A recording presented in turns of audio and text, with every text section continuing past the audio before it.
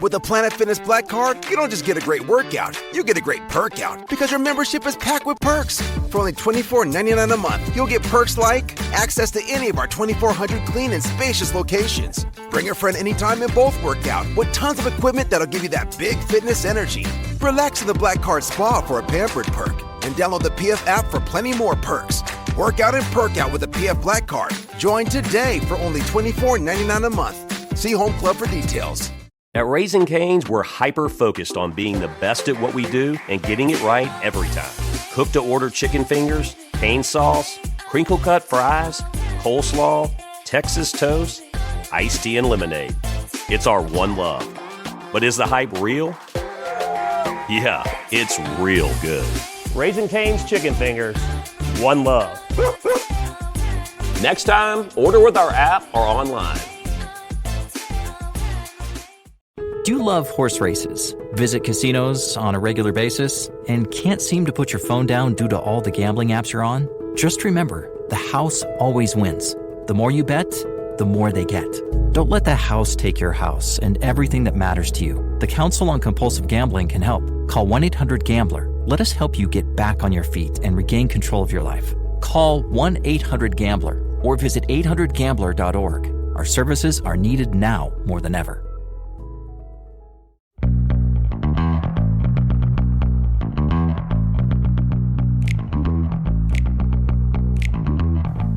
Welcome to the #1 podcast covering Michigan State basketball. The Final Four is not on the schedule. Join Rod and me, Eric, as we dive deep into the Spartans to get you prepared for every game. Subscribe today for in-depth recruiting updates and fantastic interviews with today's important college basketball personalities like Robbie Hummel. Thanks for having me. I have listened to your guys' podcast numerous times on drives throughout any Midwestern Big Ten city, so I am big fans of your guys' work. Jay Billis. And next time, hey, if anybody in Michigan wants a December tea time, call me. You wimps won't show up, but I'll be there. I'll be there and play in the cold. And Izzo will be in front of the fire with hot chocolate. Coaches Thomas Kelly. No problem. Glad to be back, man. Glad to be back. Mike Garland. You just can't sit there and trade twos for threes. You can't do it. You're going to lose. Coming down the stretch, you're going to lose. And more. You won't find better coverage of Spartan hoops than you will get here. For both the casual and hardcore fan, come along as we take you for a green and white ride. Hey everybody, it's Eric alongside Rod, here to preview MSU's upcoming matchup against the Arizona Wildcats on Thanksgiving Day in Palm Springs for the Acrisure Classic. It's Thanksgiving season, so if you're in the giving spirit and appreciate us, please consider supporting the show either via a one-time gift on PayPal or Venmo, or on a recurring basis through Patreon or Substack. Links can be found at tffinots.com/support. Your support in growing this community is extremely helpful to the show. All right, Rod, let's talk about the Arizona Wildcats. Definitely the second most challenging game in the schedule so far to date for Michigan State since Tennessee was an exhibition game. They face, obviously, like I mentioned, on Thursday right after the Lions game. So hopefully, after a Lions win, we're going to 9-2 for the season, sweeping the Packers for 2 years in a row. That'd be kind of hard to believe. The Wildcats come into the game with a 5-0 record. Obviously, their most impressive win was the game right before the Champions Classic, where they defeated Duke at Cameron Arena. They won it by 5 there. Tommy Lloyd's in his third season at the helm. He's only taken 11 losses so far in his career. And this team is looking really good, like a possible contender for a national championship. And for reasons for that, this season, they look dominant both sides of the court. They're good on offense, number 7. Good on defense, number 7 in Ken Pom. And offense, the only thing they don't do well is they turn the ball over quite a bit, but they've shot well from 3 at over 40% and 2 at nearly 60%. Good offensive rebounding team at number 6 in percentage and are hitting about 77% of their free throws. They also play fast, which is a little bit changed for Michigan State from what their opponents. They're the 7th quickest team in the country in offensive possession length. And on defense, they're really good aggressively getting steals. They're number 47 in steal rate, but also don't give up too much in twos, as I mentioned before, since they're number 7 defensively. Part of that is because they have a high block rate. They're number 50th in the country in block percentage. And the only thing they don't do well, I guess, is defend the 3, which we've talked about that many times in the past, that it's sometimes less a reflection of your defense than it is just, good or bad luck. And also, finally, they're a really good defensive rebounding team. at number 6, which is something that State's done better, but certainly not even close to elite levels for offensive rebounding.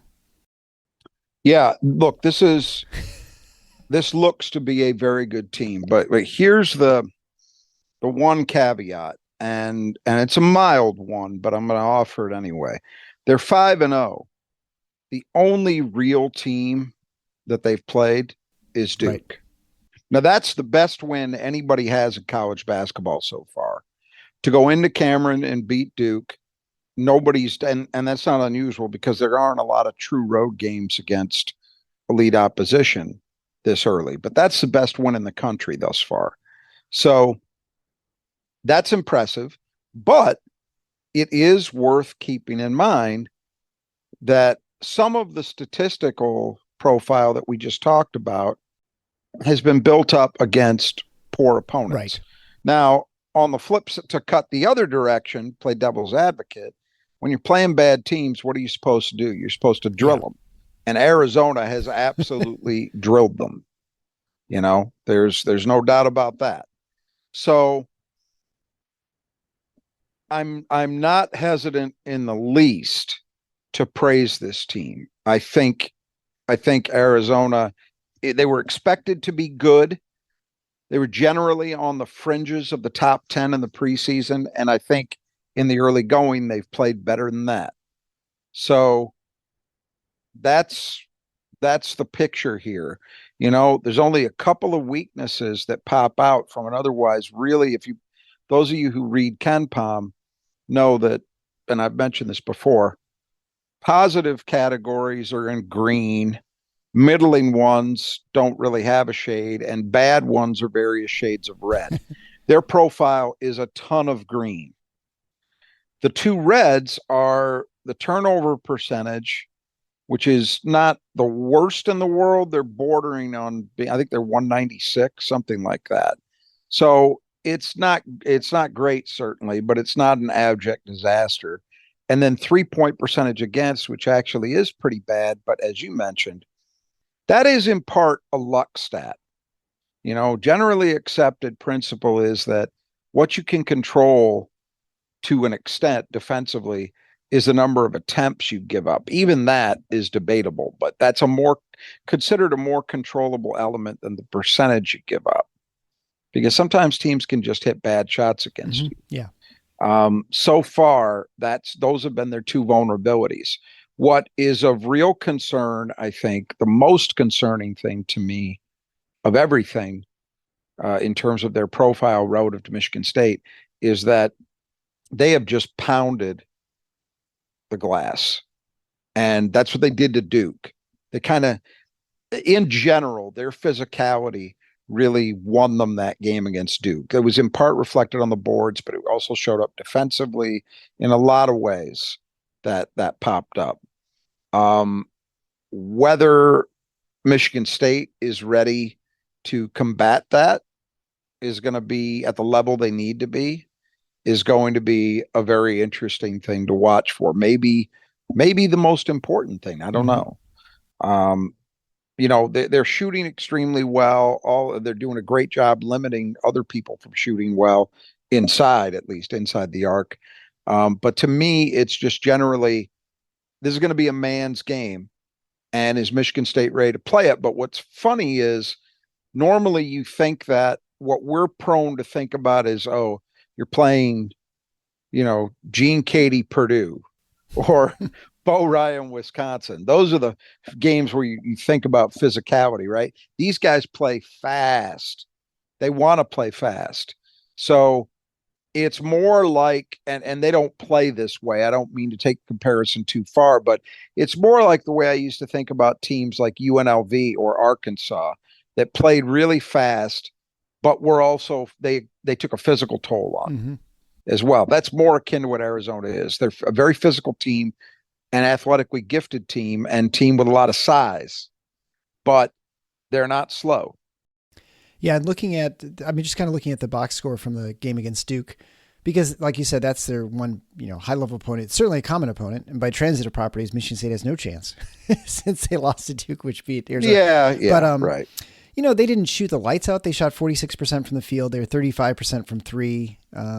68%, 67% from the line. But offensive rebounding rate was impressive. 15 offensive rebounds in 35 misses. Not quite 50%, but that's like got to be 40 some percent without getting my calculator out. And they're doing that right. They're doing that regularly. But to do it against Duke, as you say, now Michigan State did some things on the offensive boards against Duke as well. So that's a vulnerability for Duke. But still, you put up that kind of number against any high major, you're doing a job. And then on the other flip side, defensively, the rebounding was very good. I mean, Duke had 8 offensive rebounds and 37 misses, so that's less than 25%. So, clearly, like, as you said at the outset, this is a really good team on the glass. They're big and they're well coached. Clearly, I don't remember what happened to them in the NCAA tournament. I don't think they went that far, but early loss. Yeah, but, happens. They haven't yet. That's the one thing I'm glad you brought it up because it's worth talking about Tommy Lloyd. I don't know how much our listeners are really dialed into Arizona. It can be hard to see them play a lot because they're in the Pac-12. But Tommy Lloyd, just in case we've got a few listeners who don't know the background, he was the longtime lead assistant for Mark Few at Gonzaga. And when you look at this Arizona team, they look a little bit like Gonzaga. Tommy Lloyd was the ace foreign recruiter. So if you think about all those guys from Canada or from Europe that Gonzaga had over the years, Tommy Lloyd was the guy. Gotcha. He was the guy with those contacts. He was the guy who brought those players in. You look at this roster, it's not entirely that, but I think there are maybe 4 guys in their top 10 or 5 that are foreign-born players. So he's playing from the same template. You mentioned at the outset, in 2+ years, he's taken a grand total of 11 losses. Tom Izzo took 13 last year. Yeah. So that tells you, now granted, the Pac-12 has not been the league the Big Ten has been. It's been a weak league overall. So that helps a little bit with that record. But make no mistake, this is a guy who's in his first head coaching job has just gone in and done as good a job as I think anybody could have imagined. Arizona absolutely 100% got it right with this hire. And, and now they've got a guy who I imagine, because he's not that old. I'm not sure how old he is, but I don't think he's... Got to be 40s, late 40s, I don't think maybe? he's at... it might be a tick older than that. I don't think he's in his 50s. So Arizona has to look at this and think, hey, we could have this guy, for a 15-year run, maybe. I don't know whether he has pro aspirations or not, but regardless, you're not going to lose him to another job, most likely. And it's a really great place to be when you get it right. It kind of feels like, the way I felt about Michigan State, say around 1999. You looked at this guy in his 40s and he thought, well, there doesn't seem to be any reason this program's going to take a severe downtick anytime soon. And that's kind of, in Arizona, it's funny. This was a school that had very little basketball tradition. And then they went and they hired Lute Olson away from Iowa. And that kicked them into a long period of Pac-10 and national relevance under him. And then their next coach, after a brief interlude, was Sean Miller, who I guess people would say disappointed a little in that his teams were always highly rated and he never got to a Final Four. But they did a lot of winning. You can't argue that Arizona wasn't nationally relevant during his period there. And then they lose him and they hire this guy. None of those coaches were from each other's trees. So it's not like Sean Miller had been an assistant under Lute Olson. It's not like Tommy Lloyd had any relation to Sean Miller. That's a hard thing to do because although Arizona there's enough winning under their belts historically now that you would consider them an elite program in historical terms, certainly a top 15 program, I think, all time. They're not Kansas, they're not Carolina, where you think, well, or Kentucky, where you think, hey, listen, If this job were to come open and there wasn't an anointed successor, a heavy percentage of the coaches in the country are going to be interested in it. They're not quite that level. So to get it right 3 times in a row, more or less, it's impressive. And as I say, this guy, the thing is, what I like about him more than Sean Miller's a very good coach, but this is something I talked about a couple times when MSU, well, one time in particular, I remember MSU playing his team. I think it was the first game that the 2016 recruiting class played, Miles and Cassius and those guys. And I think people looked at all the NBA talent that Sean Miller had at Arizona, and they assumed, if they didn't watch him very much, they assumed that all these guys have athletes, they go up and down the floor. That's not how Arizona played. They were very much a slow-paced, defense-oriented team. Tommy Lloyd seems to encourage an entertaining, fun brand of basketball. So I think that's going to help him as well in keeping this thing going, because I think kids want to play that kind of style, Yeah. Well, I admit I'm not very familiar with Arizona basketball. I didn't remember who was there before Lute Olson, and that's, clearly no one of note. Fred, I know one guy was Fred Snowden, if I remember correctly, who was a Detroit guy in the 70s. But I can't tell you a lot about it other than I know Arizona was not considered. And we got to remember, Arizona wasn't always in the Pac-8 or Pac-10. They got added to that conference. They and Arizona State, maybe in the 60s or 70s. They made it to 10, I think.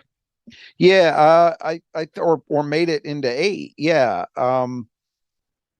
Yeah, maybe they made it. They were the additions to make it 10. Mm-hmm. Yeah, that could be. Okay. So, but they were kind of late additions. So it's not a school that had this kind of powerhouse tradition, but now you look at them and we're talking about, better than pretty much closing in on a 45-year run. It doesn't look to stop anytime soon. So you got to put them up there. Yeah, for sure. When you think about the Pac-12, you think of good basketball. Obviously first is UCLA, and then second is probably Arizona. So that's been the case for quite a while. For sure. They become that. They became the second best program historically in that league. Yeah, and they're at the point now where I think Michigan State is not quite there, but at some point might be, where you just can't imagine them not being one of the dominant teams, right? So, well, the advantage that Arizona has is what I mentioned. They've gotten it right 3 times in a row. Right. Michigan State's very lucky that they haven't had to go to the well that often. Exactly. But the next one will tell part of that story. And for those curious, Tommy Lloyd turns 49 this December. So he's 48 right now. Okay. So for those curious. So we're pretty close. Still. Young guy. You're looking at that, you're thinking 10, 15-year run. Absolutely. As long as he doesn't want to go to the pros. Right. And that's always a caveat. That's right. That's always a possibility. But all right. Well, why don't we start talking about the players for the Arizona Wildcats? This segment is brought to you by the brothers at Just Do Gutters. If you're feeling in the gutter, you've got some problems with leaky roof or problems with leaky gutters, I should say, or water pooling up by the side of your house. Maybe your sidewalk's getting ruined. You've got trees growing your gutters, all kinds of problems. The brothers at Just Do Gutters are the ones who can solve your woes. You can give them a call at brothersgutters.com. You can find the contact information below. Kurt and his team in the West Side, the Grand Rapids metro area, or Greg and his team in the Metro Detroit area, they can take care of things, whether it's just replacing, repairing, or just cleaning things out. They can do whatever it takes. Maybe put some leaf guards in so you don't have to get on your ladder all the time in the spring and the fall to clean out those gutters, which is a miserable job because it's always cold and wet. And then you're on a ladder. So if you want to avoid all those problems, they can take care of residential and commercial properties. Whatever you need, they'll take care of it. And since that's all they do, they are really good at the job. So you can contact brothersgutters.com. And you find out more information in the podcast player below or on our episode webpage, which can be found at the Final Force on theschedule.com. And then they feature the player that needs to be kept in the gutter. And so Rod will tell us when we get to the player that Michigan State needs to keep in the gutter to contain this game. So we'll start with Kylan Boswell, 6'2" sophomore, leading Arizona with 13.8 points a game. He's hitting 65, 68, and 100 to start the season. Also has 4 assists per game with a 2-to-1 assist to turnover ratio. Leads the team in steals with 8 and averages 4 rebounds a game, which is very impressive as a sophomore because last year he was only playing 15 minutes a game. So he's definitely taken off his sophomore year. He's taken a huge step up. He's gone from being, a guy that was highly regarded. And so it was no surprise he was in their rotation and, was a contributor, but it wasn't a situation where you looked at it and said, well, this guy's an automatic star. And in fact, they didn't recruit as if they believed that was a fait accompli. They went out and added 2 transfers in the portal to their backcourt this year. High profile guys, Caleb Love and Jalen Bradley. Mm-hmm. And they added a freshman as well. So it wasn't a done deal. He is my pick to keep in the gutter, though. My guess.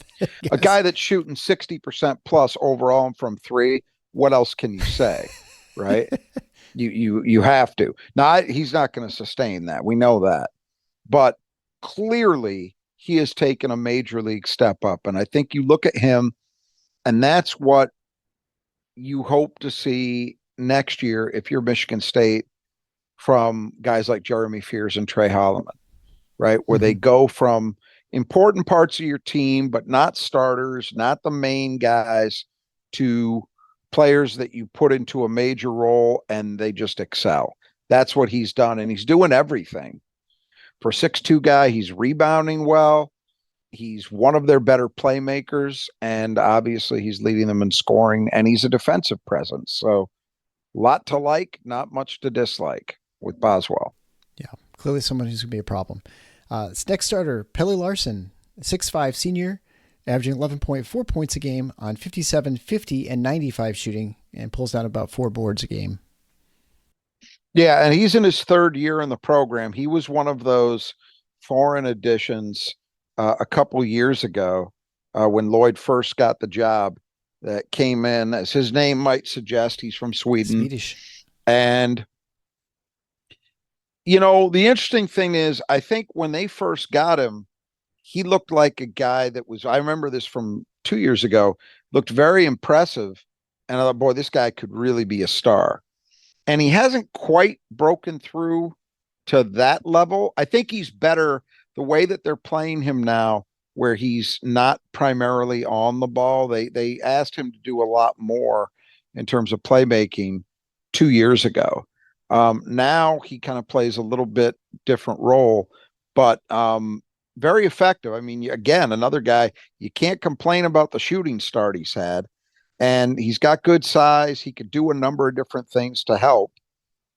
But, another good player and a veteran. Somebody who's been around. Not a place you think of when you think of international basketball stars coming from Sweden. I can't think of many who are, their national team's not one to think about, but you think with the size and height of that country in general that there'd be more players, but maybe they're doing other things. There are some. Every once in a while, I'm trying to think if Uwe Blop, who played at Indiana and played in the NBA, was Swedish. I think he may have been. Michigan State, I'll tell you this, we'll bring it to Michigan State history, and I may have mentioned this on the podcast before. In 1977, Magic's freshman year, there were 3 recruits that anybody who goes back that far remembers who were part of that class. Obviously, Irvin Johnson and Jay Vincent, 2 of the all-time great Michigan State players, and then Mike Berkovich, who was a 3-year starter and a very good player in his own right. But there was a 4th guy in that class who not a lot of people remember, and it was a guy named Sten Feldreich. Sten Feldreich was a 7-footer who actually started a number of games his freshman year and was someone they thought was going to be a real player at Michigan State. And then after the season, he decided to go home. He just, it was homesickness. I remember reading something about it. I believe he became a doctor after a career where he played for the Swedish national team for a while. But he was I always think of him as one of the great what ifs in Michigan State basketball history, along with a guy like Erasm Lorbeck, who probably a lot more of our listeners remember. But Sten Feldreich was definitely a guy in that category. So every once in a while, Sweden produces players, but certainly not as much as like Lithuania, which is way more for some reason, even though it's a smaller country. Well, Lithuania is, if people don't know, Lithuania, when it was part of the Soviet Union, really had a disproportionate role in supplying players for the Soviet national team. It's a small Baltic country that loves basketball, and they continue to produce great basketball players. I mean, it has not slowed down. There's even a couple on this team. Yeah, we'll get to those. We'll get to those in a little bit. But yeah, you're right. That is the country in, we'll say, Northern Europe that by far produces, it punches above its weight. It is interesting how that happens in the country right next to it. Latvia, is totally different, but culturally, you think they wouldn't be that different? Yeah, they are for sure. Yep. Next, we'll talk about Caleb Love. You mentioned before, 6'4" senior transfer from North Carolina, also via University of Michigan, although he never landed in Ann Arbor, I guess. Averaging 12.4 points a game and 4.2 rebounds a game, and leads the team with 5 assists per game with just a little under 2 turnovers a game. So a good ratio. Shooting 41, 29, 82. So shooting was always his problem back in at North Carolina.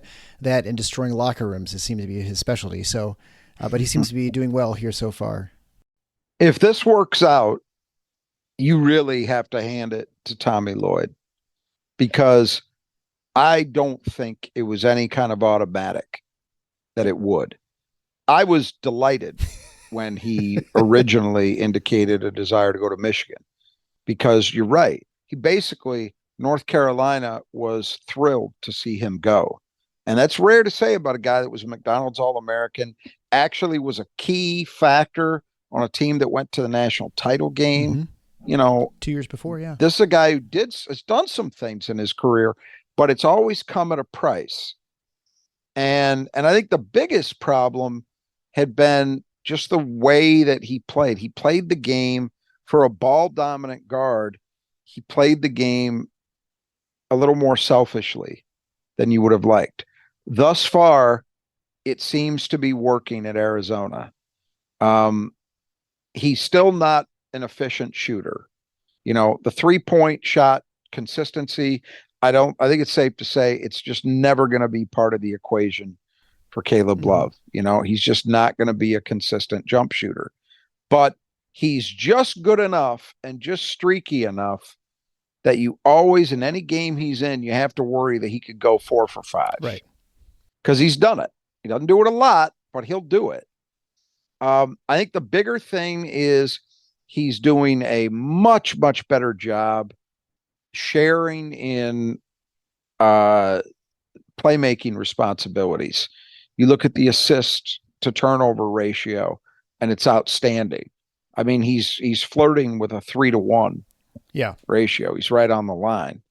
And so it's impressive what he's done thus far in that regard. And I think he's been improved defensively in the past. He's always had I saw this kid. I've seen this kid going back a long way. I saw him play at AAU. He played for Brad Beal's team. And I remember watching him against former Michigan State commit Jalen Terry and the family in a game where he just completely destroyed them. He just took the game over physically. And that's always been, he's always looked the part of a superstar, but the shooting stuff has never quite been there to the point that you would like to see it. But everything else, it seems, thus far has come together nicely. So far, Tommy Lloyd seems to be winning this gamble. And if it pays off, I mean, adding a guy like that, not only has it given you a player who knows what it's like to play in high stakes games, has been close to the mountaintop, but it's just lengthened their bench even more. They are such a deep team. Which is weird because you look at that Duke box score and they only played 8. But I guess they can play more if they need to. They can. I think they can go deeper than that. I don't know that they always will, but they can. So then we'll go to 6'7", 210-pound senior transfer from San Diego State, Keishad Johnson. He also is part of San Diego State's run last year to the Final Four. He's averaging 13.4 points a game and a team high of 6.4 rebounds a game on 54, 27, and 77 shooting. Also leads the team, or at least tied for leading team, with 6 blocks this year. Another great addition. This is the thing I got to say about Tommy Lloyd, because he's also been active in the portal since he's been there. But what are the guys he brought in?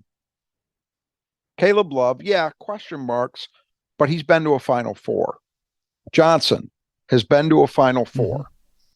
One of their kids on the bench, Bradley, didn't go to a Final Four last year, but he started about a third of the time for Alabama, who was the number 1 overall seed, won the SEC. A lot of times, high major teams, let's say, that are trying to get better at the highest level of sport, they're adding guys who have been productive at schools that either didn't do enough winning or just aren't at that level, mid-majors that are transferring up, Sure, right? Yeah. Tommy Lloyd has added 3 guys to this team, and all 3 of them very much know what it's like to win. And that's a pretty important distinction. And I think, and look, not everybody can get those guys, even if you want them. But I think it's impressive that he's gone about it. This was, as opposed to the Caleb Love edition, which was questioned by many, adding Johnson was pretty much universally hailed as a really smart move. And it's looking that way. All his counting numbers are up from last season at San Diego State. At San Diego State, he was very much part of a collective. That San Diego State team, if you remember, didn't really have 1 or 2 guys that sort of jumped out. It was a bunch of guys that all contributed to their success. But he was, especially in the tournament run, he was obvious. He popped. He's gone to a completely different way of playing. San Diego State under Brian Dutcher plays very much a physical, defense-oriented, slug-it-out style of basketball. Arizona is physical, but they want to play fast, and Johnson's thriving. I think might have been part of the decision for him to transfer, is he wanted to play someplace where he'd be asked and allowed to do more things offensively and maybe play in a quicker environment, and he's thriving. Yeah, good for So another great addition. Good for him. Maybe not good for State. We'll see. Finally, to round up the 5 is Omar Ballo, 7 foot, 260 pound senior, who is not getting quite as many minutes as last year. He's averaging 12.4 points a game and 5.6 rebounds a game, shooting 65% from the floor. He's not a good free throw shooter at only 43%. So that's the big negative for him this season. If you've seen him play, he's a load. Yeah. I mean, physically, this kid is big. Is he like Shebway big, do you think? And, kind of a who? Like Shebway from last year from Kentucky? Oh, bigger than that. Yeah. Bigger than that because he's taller. Well, right, yeah. He's like the kind of guy you look at and you think Baby Shaq. That's kind of not as big as Shaq, but that he reminds you of that. He's a guy who started his career out at Gonzaga. Lloyd brought him to Arizona with him because I guess he felt like, if you remember, the situation he would have been in as a sophomore if he had stayed there would have been behind Drew Timme and Chet Holmgren. So you can understand why he looked to make the move. And it's interesting. He's still starting, but his minutes are considerably reduced. He's playing about 5 or 6 minutes less per game because there's just more depth on this team. But he's still being very efficient, still productive. Free throw line is the knock. And that's always a concern when you have a guy like him that is going to get fouled. So they'd like to see him. Last season, I think he was at in the mid 50s, which is still a problem, but it's a lot better than 42. So they'd like to see that improve a little bit. So let's move into the reserves. We'll start with Matijas Krivas, 7'2", 260-pound freshman from Lithuania. And it's part of the reason why Ballo's not playing as many minutes, because he's averaging 12 points a game and 5.8 rebounds a game, leading the team with 6 blocks while only playing 17 minutes, shooting well from the floor at 58%, and then a good 75% clip at the line. Yeah, the difference here is this guy hits his free throws, but it's a problem that every team that faces Arizona is going to have to deal with, that they've got a 1-2 punch. And they kind of had this last year. They had some big guys from that team that they lost, and then Ballo, of course, came back. But this is something that, in Georgetown, Gonzaga always tended to have that too, where they've emphasized big men over the years and having multiple big men. And that clearly is the playbook Tommy Lloyd is following, to have this kind of 1-2 punch where you've got one guy who I just described as like a baby Shaq, and then the guy behind him is bigger. It's tough. Michigan State's post players are going to have their work cut out for them. So next would be KJ Lewis, 6'4", freshman guard, averaging 6.8 points a game, 4.4 rebounds a game, and a 3.5 to 1 assist to turnover ratio while shooting 70, 50, and 80 as a freshman. Yeah.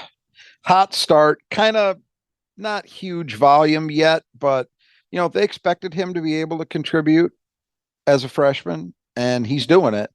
And this is another guy who might have been in line to be a starter had Caleb Love not come on board. But you see the impact that has. Now you're talking about a freshman not having to start, kind of analogous to Michigan State. If Tyson Walker and Jaden Akins had not come back, we'd be seeing Jeremy Fears in an even bigger role and would have a lot more pressure on him.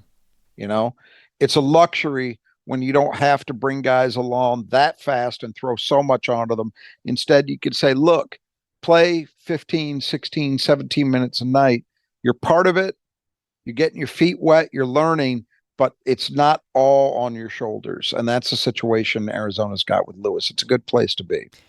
And then we'll go with our third freshman, Paulius Morauskas, a 6'8", 230-pound freshman from Lithuania. He's averaging 6.3 points a game and 4.3 rebounds a game on 41-67 and 25 shooting in 13 minutes a game. Euro style power forward, the shooting, and not that I expect 67% 3-point shooting to keep up, but you see the skill set is exhibited there. You had mentioned they only played 8 guys against Duke. He's one of the 2 guys we're going to mention the rest of the way here that I think is dubious as to whether we'll see him, because he didn't play against Duke. Yeah. He's played in the other games, but obviously another talented kid with good size that nonetheless has skills as well, face-up skills, and another guy who's a potential problem. Not a bad guy to have in your back pocket. Moving on to Jaden Bradley, 6'3", sophomore transferred from Alabama. You mentioned earlier he's started 22 games with the Crimson Tide last year and doesn't play as much here in Arizona. He's averaging 5.8 points a game on 40, 50, and 50 shooting with 19 minutes a game. So I guess the first question is, why did he leave Alabama? And then his game would be the second question. Yeah, I'm not sure what the motivation was, but I can say this. I know he made his decision before he got there before Caleb Love did. And I would imagine he thought he was walking into a starting situation, and now he's not. He's still playing a lot. 19 minutes is nothing to sneeze at, but if there are problems, credit to Tommy Lloyd, because you look at a couple of these situations and Ballo sees his minutes go down. You got Bradley, who probably assumed he was walking into a starting role, and then he finds out he's not. There's a couple of these situations where you could see it getting touchy, but there seems to be no indication that that's happening, at least not yet. But having a guy like Bradley as a sophomore who had played so much important basketball for a team that won a lot as a freshman, and now he's coming off your bench, that's a big deal. It's why I say this team's depth is legit. We talk about Michigan State having great backcourt depth with Fears and Holloman, and they do, but neither of those guys has as much under their belts as Bradley has. Yeah. Yeah, and Oates has a little bit of a reputation as someone who will recruit over you is from through the transfer portal too, right? So I wonder if that was maybe a little bit goes into decision as well. It might have been it. It might have been it. I don't recall what the timing of all of that was. My sense is it was a surprise. But you're right. He's never shown any hesitation since the portal has become what it is to just go out and start stockpiling guys and figure, let God sort them out. And that might have been part of what happened with Bradley. I don't know. Yeah. All right. Finally, we'll round things out with Filip Borovichkinen, 6'8", 230-pound sophomore from Serbia, averaging 5.3 points a game and 4 rebounds a game in about 11 minutes. He's shooting 41, 0, and 100. So unlikely to see him is my guess. Right. And he's played in every other game but Duke. Yeah. He's a sophomore, so he was in the program last year. But yeah, I would think he's definitely out of the 10. He's the least likely to play, but you can't rule it out. Well, and certainly just looking at this lineup, I mean, you have 3 freshmen, I should say in the roster, which is unusual for what we've been looking at when you look at these other mid-major teams that Michigan State's been facing. Mm-hmm. There, you don't see that level of freshmen appearing from, and I guess 2 of them are foreign, but still, we don't see a lot of that, which is just, the whole point with the COVID and the transfer portal and how things have sort of changed in the game, at least initially. And I think I like the way Tommy Lloyd is going about this because he's pulling from a number of different threads. Yeah, he uses the portal, but he's getting portal guys that you can at least, and again, Caleb Love was a big risk. The other 2 I don't think were. Mm-hmm. But he's getting guys who have experience at winning at the highest levels. So that's smart. He's hitting the foreign thing, but he's also able to recruit US-born players. There's a mix. Mm-hmm. He's adding portal guys, but yet he's still got guys who are developmental players in his program. Boswell, a guy who was a freshman last year, played a role, but wasn't a focal point. And now as a sophomore, he's ready to step up in class.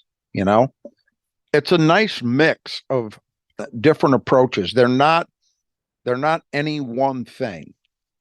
And that's kind of the way Gonzaga has been, if you think about it. Mm-hmm. His time at Gonzaga, the portal wasn't what it's become. But even before that, Gonzaga was a program that used transfers. They would get transfers, even when a guy had to sit out a year. They did that frequently. When the grad transfer thing came in, they took advantage of the grad transfer thing. They recruited from overseas. And really, that's one of the key ways they built their program. And then once they got established, you started to see them successfully recruit elite high school players like, consecutive years, Jalen Suggs and Chet Holmgren, both top 5 guys in their classes. Not even from the Pacific Northwest. Both those guys are from Minnesota. Yeah. They did it in a number of, with a mix of approaches. They weren't any one thing. And that seems to be what Tommy Lloyd is trying to continue to do now that he's at Arizona. And so far it's working. All right. Well, let's go on to our 5 keys of the game brought to you by Nudge Printing. Nudge Printing is the greatest place to go get your Spartan apparel or other collegiate apparel, whether it's clothing or they've got decals for your wall or for your cornhole. They also have all kinds of other schools outside of Michigan State. You can check out their product line, which is very vast, at nudgeprinting.com. And you get 20% off as a listener to this show if you type in Final Four, that's just one word, at checkout on the final page. So make sure you check out nudgeprinting.com. Again, super high quality screen printing material. I don't know. We love this stuff in our family, and I know that you would too. And it's that time maybe think about gifts. This may be a great way to take care of some of those and get them off your list. So again, that's Nudge Printing at nudgeprinting.com. So the first key of the game is the start. Michigan State's had some trouble starting some games this season.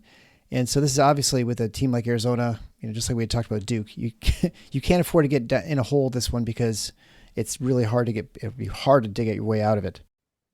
Well, yeah, and what's challenging here is Arizona has looked to be the kind of team that is going to be very aggressive, and you run the risk if you don't match their intensity and their effort and their toughness right from the opening tip, you could have a problem. Mm-hmm. So this is not a game that Michigan State can just feel their way into, in my opinion.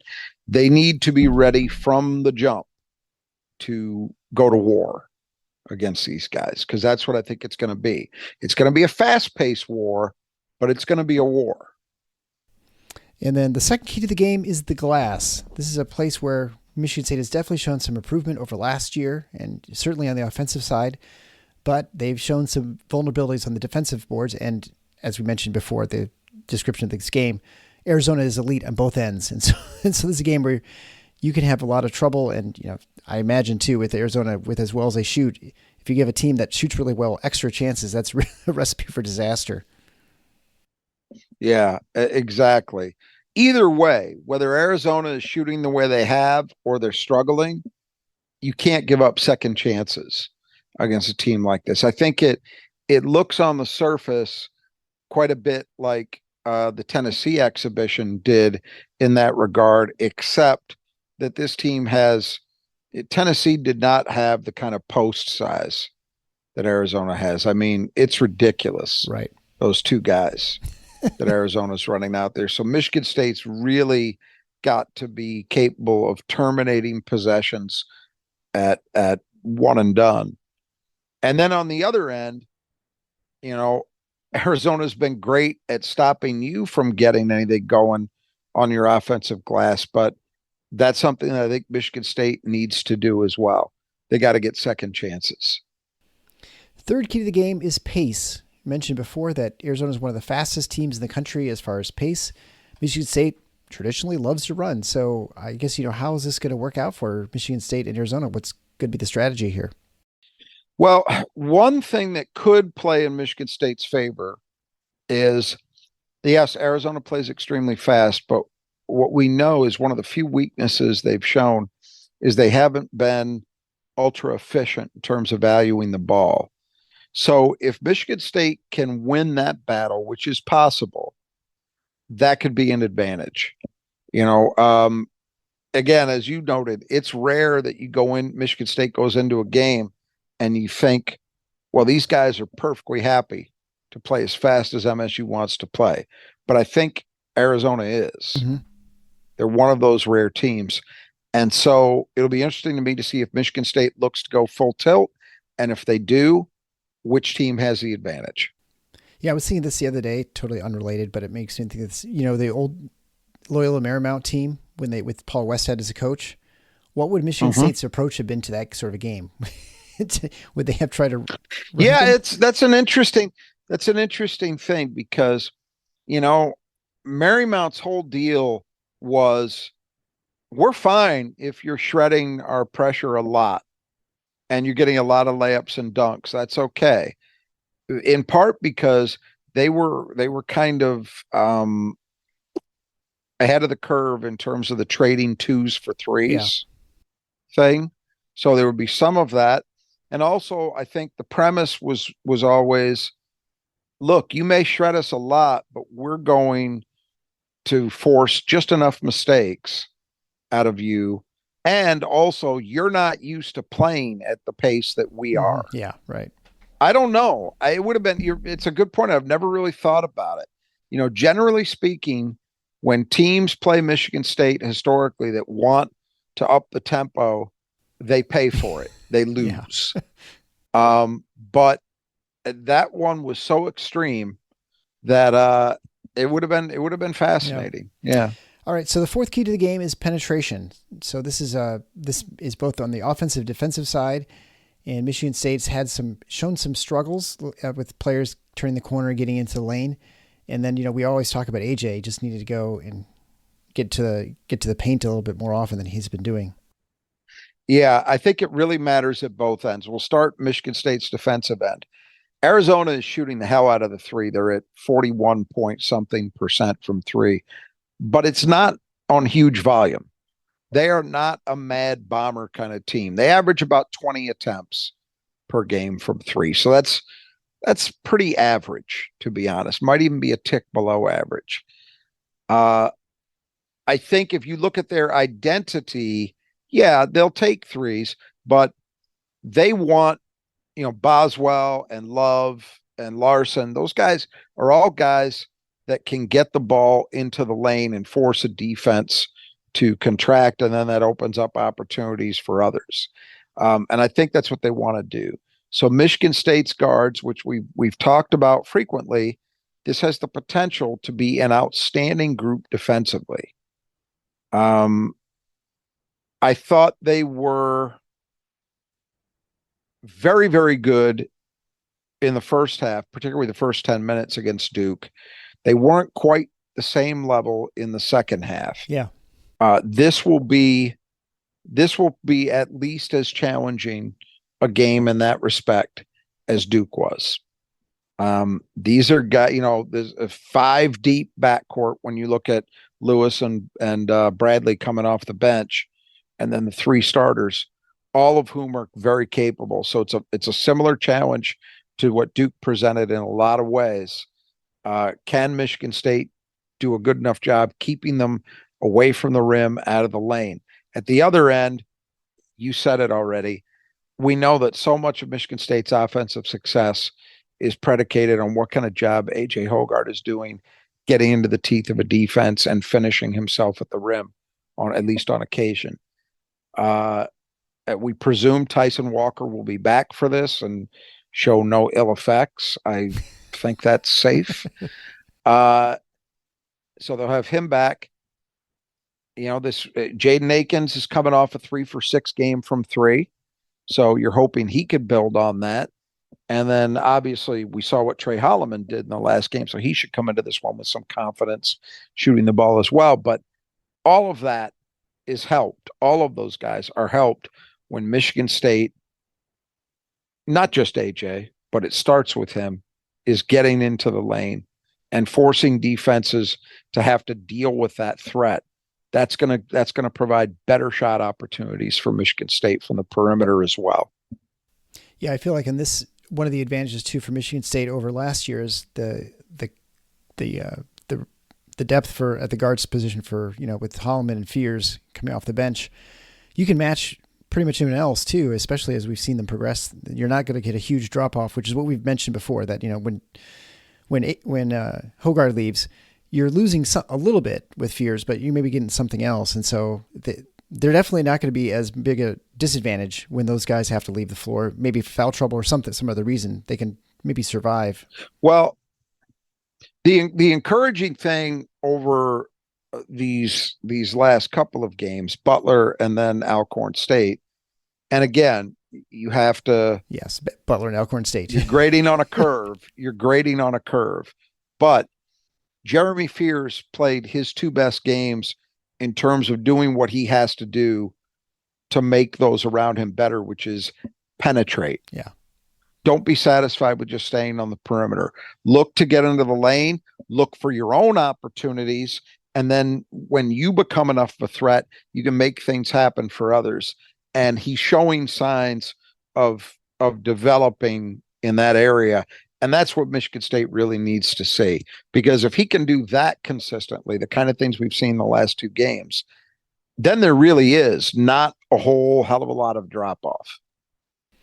And final key to the game is post defense. I already mentioned they've got a 7-footer and a 7-foot reserve, both who are very capable of scoring in the post.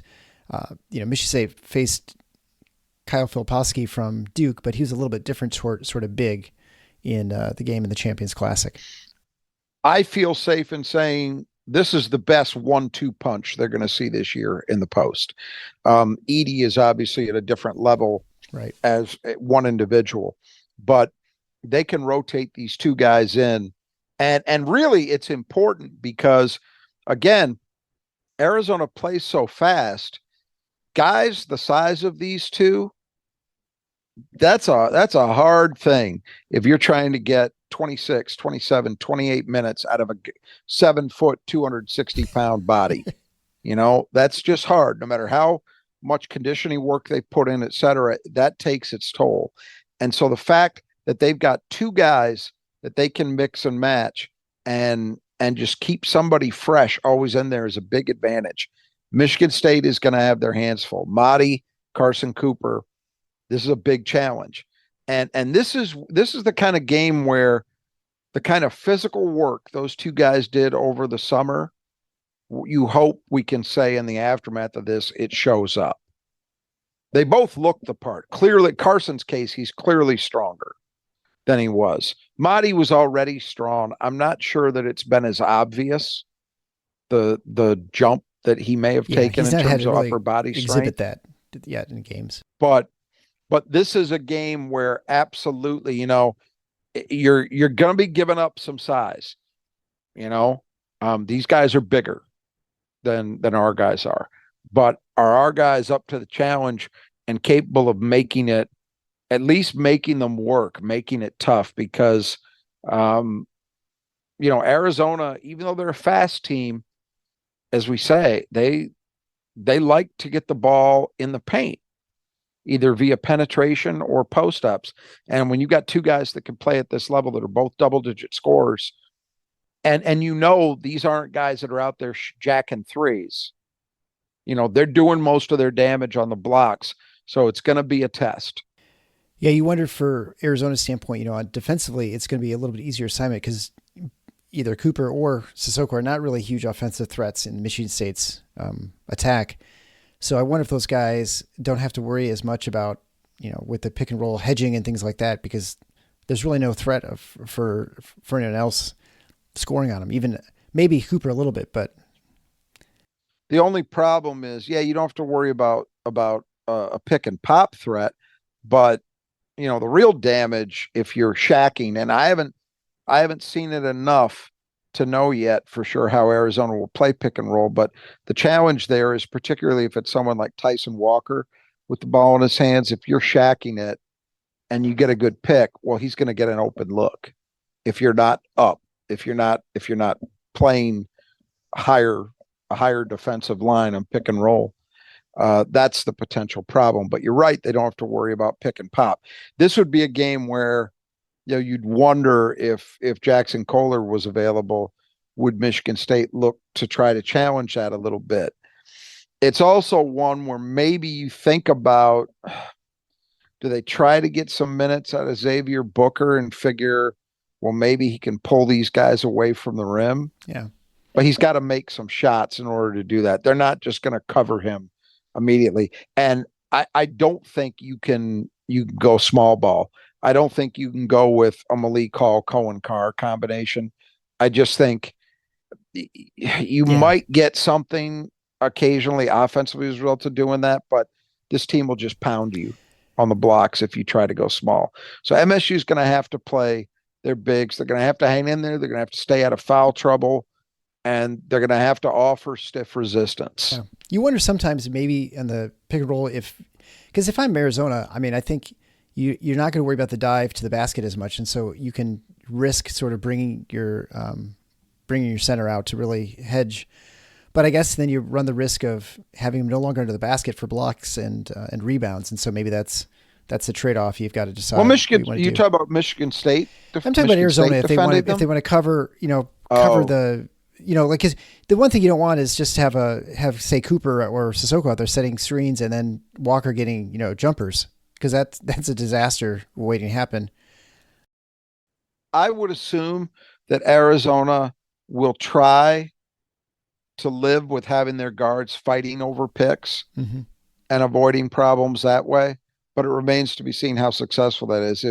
If Michigan State's able to do a good job running its stuff and getting their guards loose, particularly Tyson Walker, but also AJ to some extent, either an open jumper or just getting a guard isolated on their bigs out high, either way, that could be an advantage for MSU because, guys like Walker and Hogard can blow by a very, very big defender. Those guys would have no chance guarding them individually. Yeah.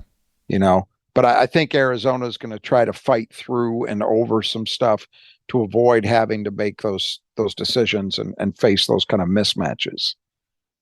But if you're Michigan State, that's what you want. I mean, we've seen them lots of times in the past couple seasons, but especially so far this year.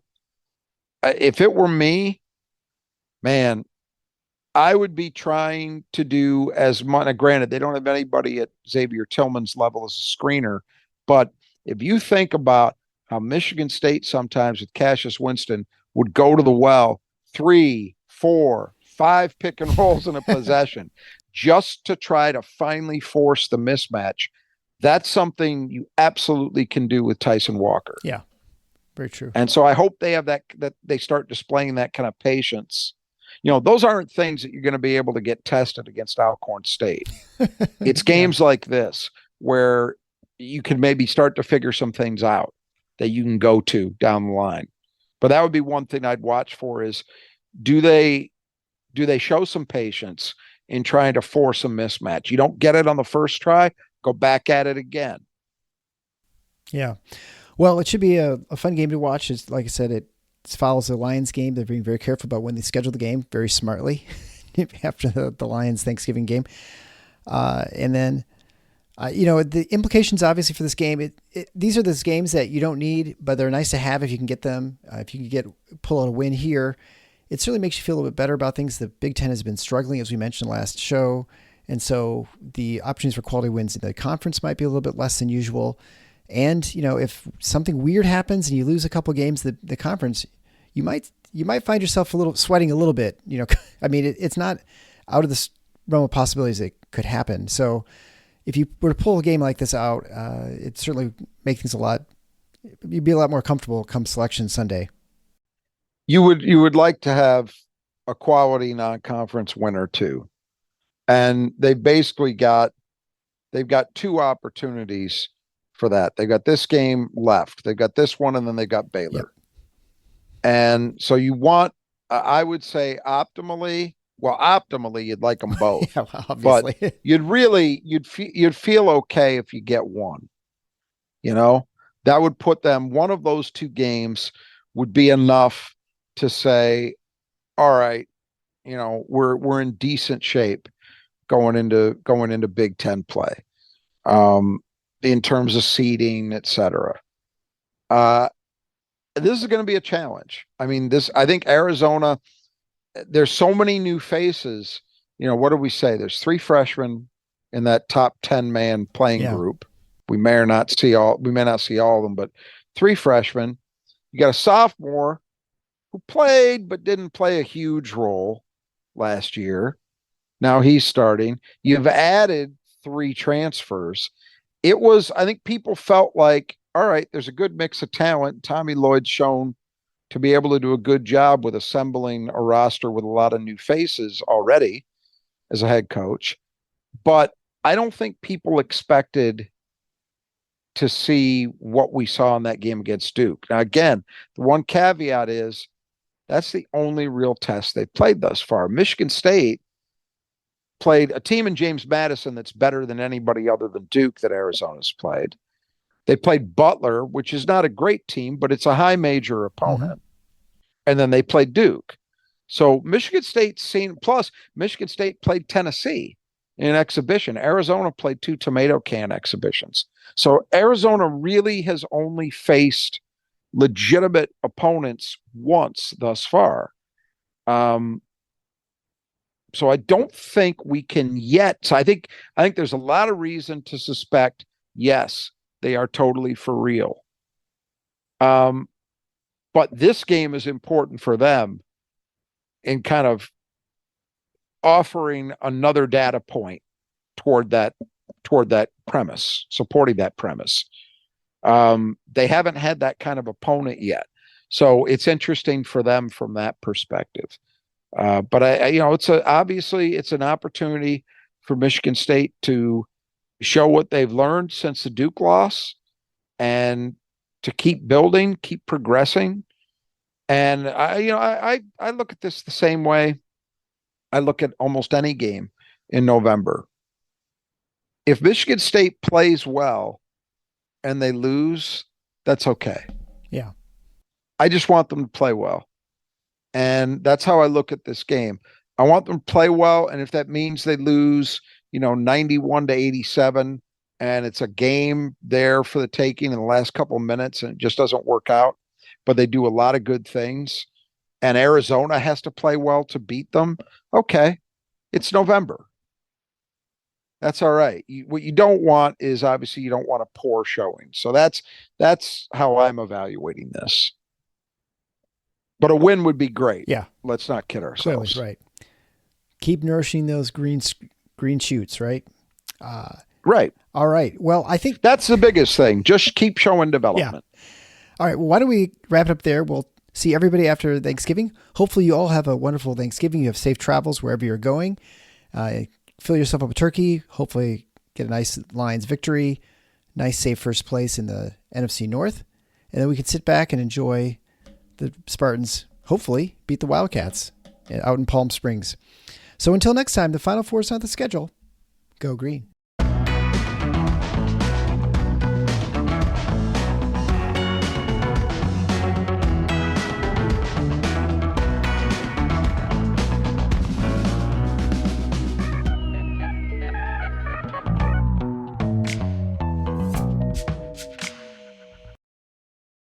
At Raising Cane's, we're hyper-focused on being the best at what we do and getting it right every time.